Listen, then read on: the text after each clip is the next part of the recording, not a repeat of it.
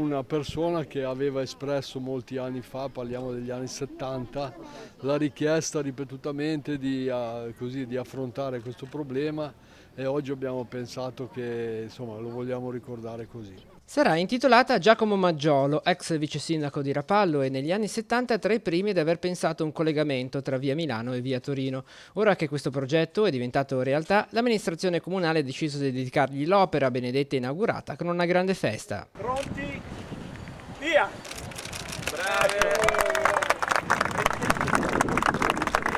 In un'epoca nella quale si tende a costruire muri, separazioni, è bello inaugurare una passerella, un piccolo ponte che unirà via Milano con via Torino e sarà un nuovo accesso per la nostra chiesa parrocchiale che nel 2016 abbiamo dedicato e inaugurato. Un momento importante per la città di Rapallo, ma anche per il gruppo Coop che ci ha messo del suo a realizzare questa passerella.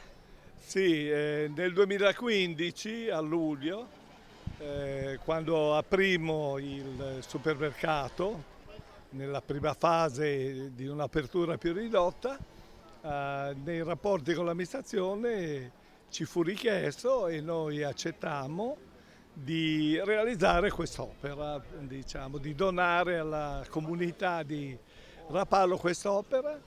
Abbiamo aperto qui a Rapallo per uno spirito di servizio nei confronti dei nostri soci, innanzitutto, e poi nei confronti di tutti i cittadini di Rapallo. Diciamo, con quest'opera completiamo questo sforzo di contribuire a migliorare con la nostra presenza anche la città nel suo insieme.